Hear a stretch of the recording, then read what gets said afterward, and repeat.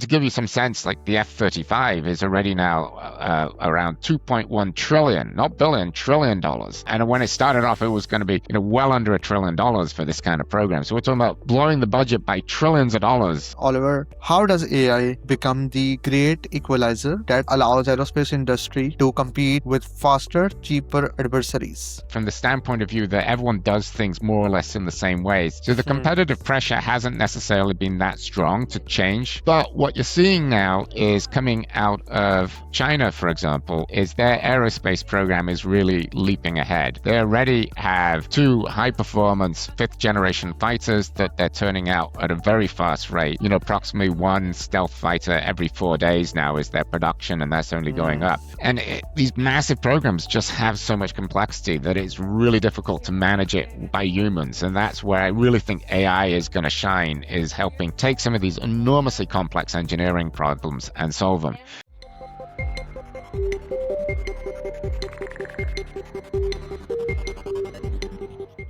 Hello everyone, welcome back to another episode of Tech Finds Tech. Today we have a very wonderful guest with us, Dr. Oliver Kingsmith. Hi Oliver, how are you doing today? Hi Saleemi, I'm doing really well. Thank you for having me on your podcast today. Thank you, Oliver, for joining us. So, Oliver, before we start diving into amazing questions, I want to know about your background, what you have been doing so far, and what's your journey so far.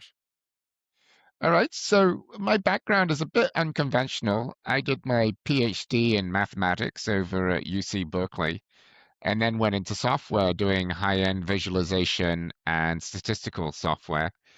Uh, we sold that company to IBM ultimately, and then I became a senior executive at Broderbund, which for some people in the audience might remember for its games Mist and Ribbon, were very popular at the time, and then started my own company, consulted for a number of years in Silicon Valley, and then finally set up SmartR in 2020 to do AI for companies. That's really amazing to know, Oliver. So, Oliver, a lot of big engineering projects fail before real execution starts. What is actually going wrong at the early stage?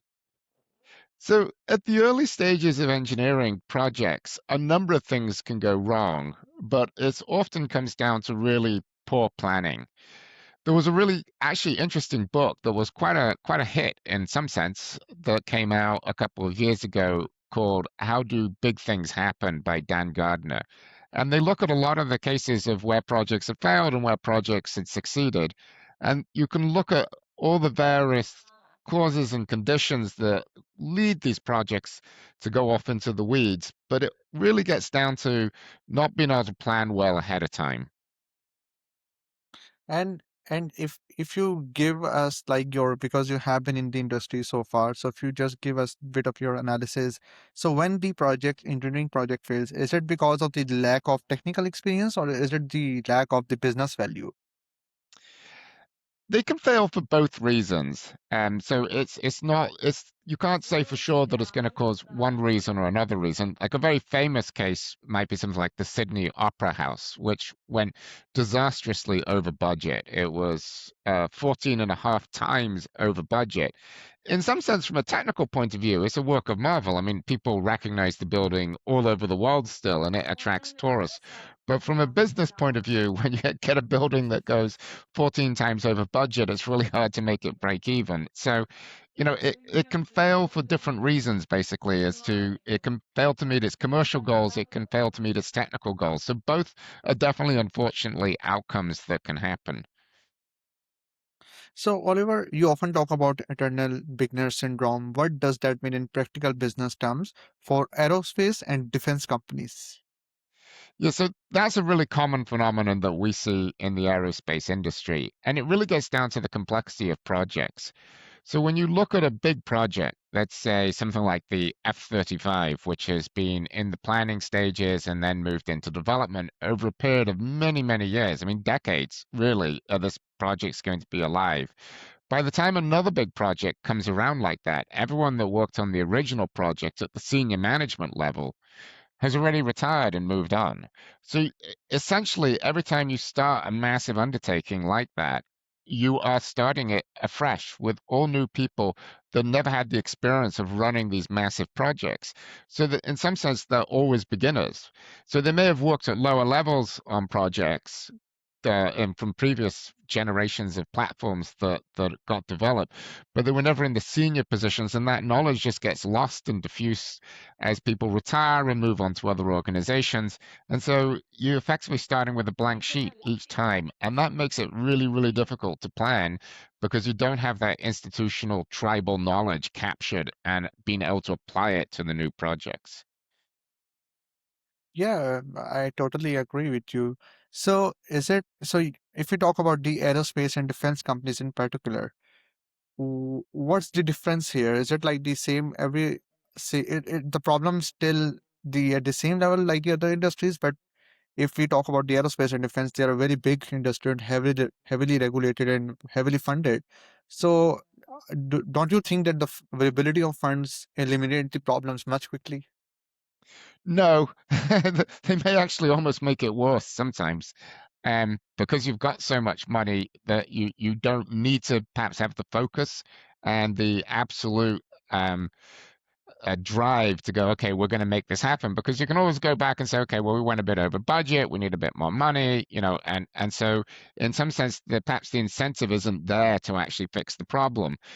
And so the government in the US got quite strict, and they put out a bid for a new tanker plane that Boeing ultimately ended up winning. And that one was truly fixed bid. They bid, I think, about $6 billion for the tanker program, and they thought this is going to be easy. We can just modify one of our airplanes, and we'll make money. And in particular, they were very interested in keeping Airbus out of the US supply chain. And Airbus already had a tanker plane that they had developed for European customers, and they thought, well, we don't want Airbus getting into the US and sort of eating our money that we should be getting from the government. So they went on a fixed bid for 6 billion, and that project already, I think, is about $15 billion over budget. So they're already Oh, 3 times over budget, but they can't get any more money for it. And that's actually what led to Boeing almost going bankrupt last year and needing a bailout okay. from the government because of the fact that project's gone so horribly over budget that it's really costing them a lot of money. So even when they had the discipline, they still couldn't manage to make that translation to actually being efficient at getting these particular platforms out. So, Oliver, many companies already have data, experts, and processes. Why are they still struggling to turn that into better decisions? So I think it depends probably a bit on the industry, but once again, what we're seeing in the aerospace industry, it is heavily prescribed. And what I mean by that is you need to follow certain processes in order to develop a new component or a new platform. So that's very regulated, is very well understood, but it's also very large. So in the aerospace industry, there are well over 5,000 standards that you need to follow, depending on what kind of component and device you're making. And then there are often a lot of other tricky standards out there or requirements that may not be written down all in one centralized location. So that means the team needs to think about things and try and hold all this information in their head about what they're trying to do. It's not just the engineering side of it, it's the entire verification and validation and following all the right test plans and making sure that you've actually followed all the standards correctly in order for you to actually get this product certified and out to market. And that's a very complicated thing to do. And it's very hard for humans to really be able to hold all of that specialized knowledge in their mind as an aggregated whole. And it's further complicated by the fact that often you need to comply with multiple standards around the same thing. So if you are developing a new aircraft and you want that aircraft to fly in the US, you need to follow US standards. But if you want it to also Mm, fly from, say, the US to Europe, you need to follow the European standards. And now the mhm, Chinese standards that you need to follow. So if your plane's going to fly into China, you have to follow the Chinese standards. And even Britain now has its own standards after leaving Brexit under what's called the CAA. And so you need to think about, does my system meet all of these different standards that can conflict? And then there are also military standards that often mm, specify the same thing, but they also are different from the commercial standards. So it's a very complicated Right. marketplace, and so it's easy to make mistakes, which could cost you dearly when you get to the end of your project and realize that you failed to follow something that you should have followed. And so adding to that, like how does Scotty help engineering teams move faster without compromising compliance, safety, and quality? So the way we like to look at AI is not as artificial intelligence, but as assistive intelligence. So when people think of AI as assistive and how it can help them achieve more and do more, then I think you start developing really the right framework to think about how do I apply AI. So with us, Scotty platform in aerospace, what we're doing with it is helping take this vast amount of information, all these standards that exist, and develop that and codify that into tens of thousands of questions that we can ask against your Mm, project. So now you have this extra set of eyes that's looking at your project and is saying, oh, I think you need to worry about this particular question. Have you thought about it? Because I don't see an answer. And it can help guide the team to missing pieces of information. It can look for coverage gaps in your requirements. It can even look at your requirements and say, I don't think this requirement's that well written. I think it's vague, and this is what I'd suggest maybe you could change it to. And so people can now work with these systems and actually effectively develop things like their requirement sets and their test plans much more quickly and much more effectively than they could do before they had these kind of AI tools. It just wasn't possible to do. And in fact, companies can now develop a good requirement set before they even bid. And previously, that was just far too expensive and took far too long to do that in order to actually put a bid out there. You just had to kind of guess what you think this project was going to take.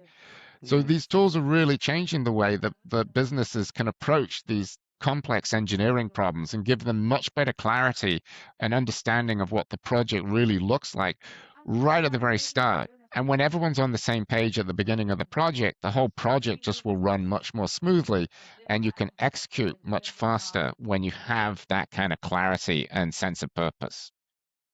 And Oliver, for example, we take the same perspective that you have shared about the AI, and we take that perspective now into aerospace industry because the in the aerospace industry, the I would say the importance of life is actually very important, is actually heavily centered, and things are actually designed around the human life because these are the areas like the safety is the first thing that they care about.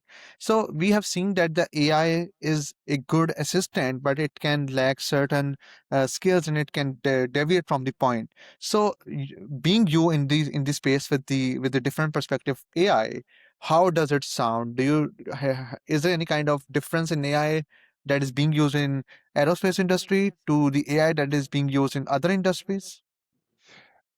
I think that most good implementations of AI try to look at it in the same way. At least that's what we've seen across industries. And it's really gets down to how you design that workflow. In the description I gave about how you can help generate and handle these requirements, that workflow, the AI is helping, but it's not eliminating people at all from the equation. What it's doing is Yes.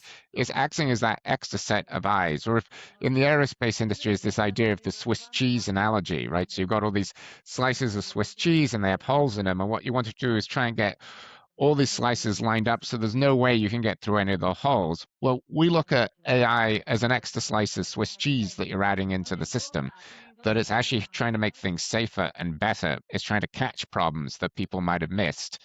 And so it I think is actually helping to make the industry safer and make it more effective.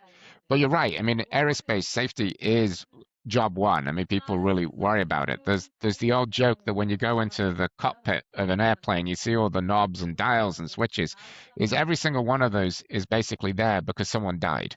That's how it got Right. added into the system. And that's a lot of the way the aerospace industry works. And that those layers and layers and layers add to that complexity. And once again, we think AI helps making sure that you're not missing anything that you should be thinking about and alerting people when there's a problem and you're going, oh dear, we didn't think about that. We need to go back and look and see how we're going to handle that particular situation.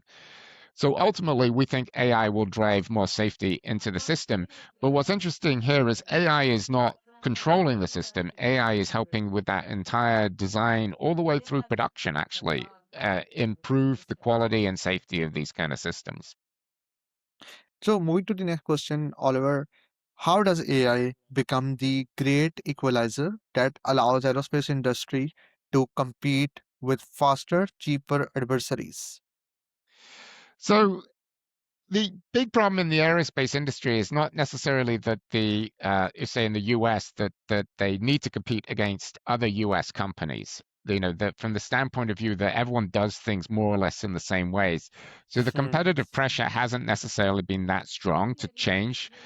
But what you're seeing now is coming out of China, for example, is their aerospace program is really leaping ahead. They already have two high performance fifth generation fighters that they're turning out at a very fast rate. You know, approximately one stealth fighter every 4 days now is their production, and that's only going Hmm. up. And they've already now showcased two Generation 6 fighter planes. And you know, here in Western Europe, we don't even have a fifth generation fighter plane in development, really. And in the US, the sixth generation fighter planes are still on the drawing board. There's nothing actually being produced yet, and yet China's already showing them off actually in not pre-production, but in prototype form at this particular point in time. And so I think in the new geopolitical world, we're going to have to actually change the way that we approach that kind of design process.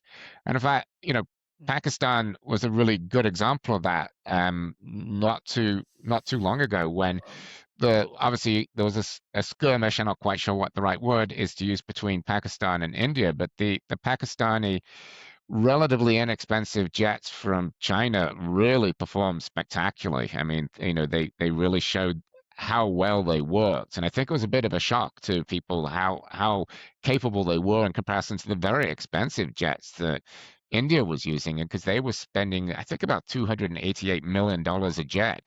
And they really weren't looking that good on the battlefield when it came up against the relatively inexpensive fifth generation fighters that Pakistan had from China. And so that should be a wake up call. It's like, hey, we need to get better at producing these things and figuring out how to actually compete on that global space because really we're no longer the only game in town, if that makes sense. Amazing. So what I have understood that AI is actually equipping the companies, the defense contractors, to build at such speed to match what the world or the countries that are way ahead of them are at, and but in much less cost to them that they're competing with. So it's become the speed and the cost differentiator in for the defense and the aerospace companies. Is it true?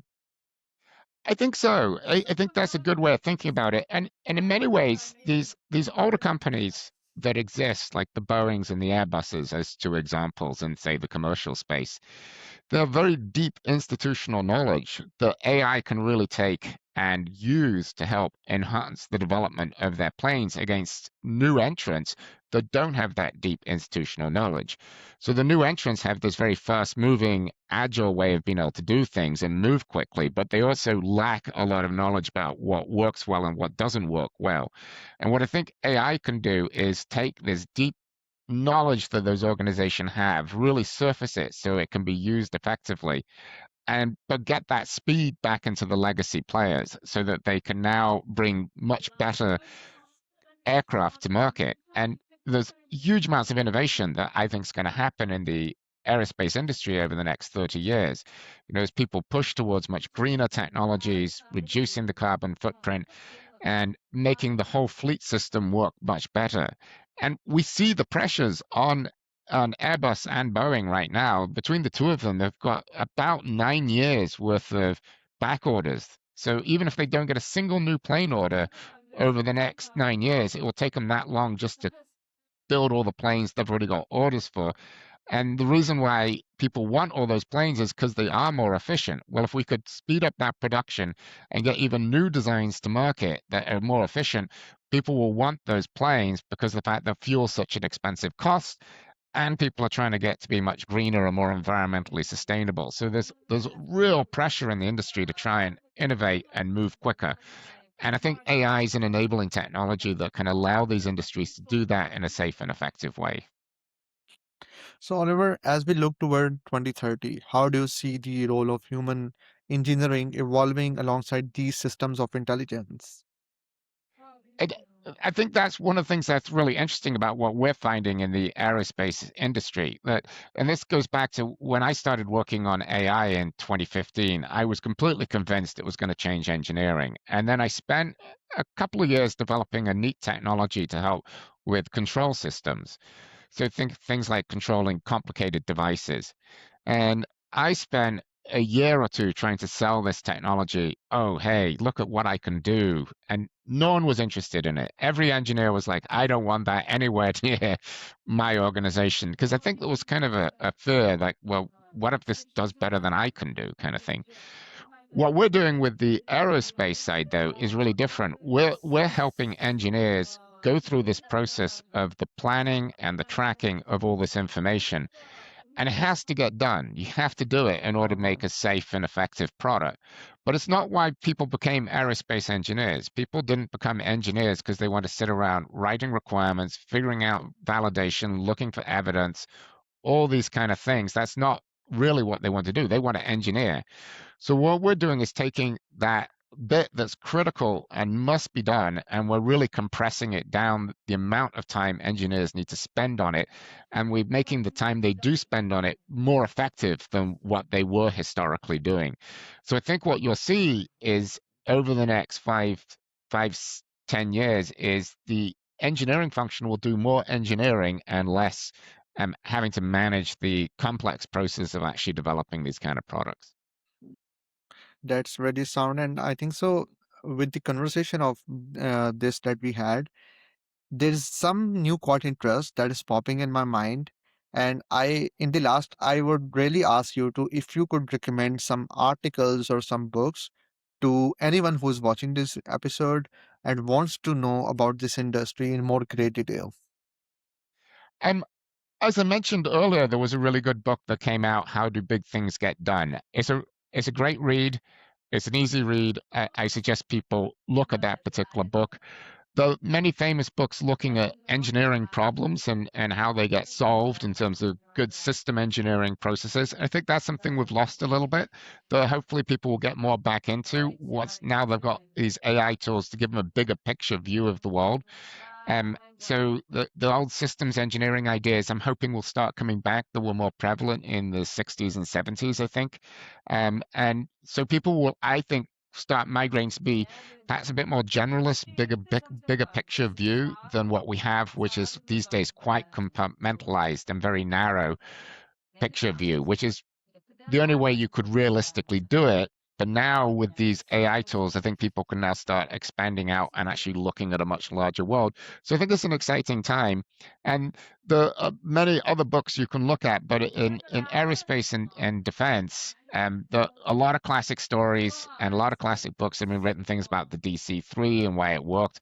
And there are lots of good examples you can look at, like what went wrong with the 787 program. Financially enormous success, but there's been a lot of detailed analysis and business reports and documentation over it went massively over budget. It was supposed to cost 10 billion, it ended up costing 32 billion. And why and what happened, and what were the problems in the supply chain that caused these problems to build up for Boeing. So there's lots of good material out there for people to look at and study and understand some of the problems in the industry. But these cost overruns, I mean, they're legend in the aerospace industry. To give you some sense, like the F-35 is already now around 2.1 trillion, not billion, trillion dollars. And when it started off, it was going to be, well under $1 trillion for this kind of program. So we're talking about blowing the budget by trillions of dollars. I mean, these massive cost overruns. And once again, there's been a lot of ink written on those, and you can read up about what happened and all the various problems that occurred on the F-35 program.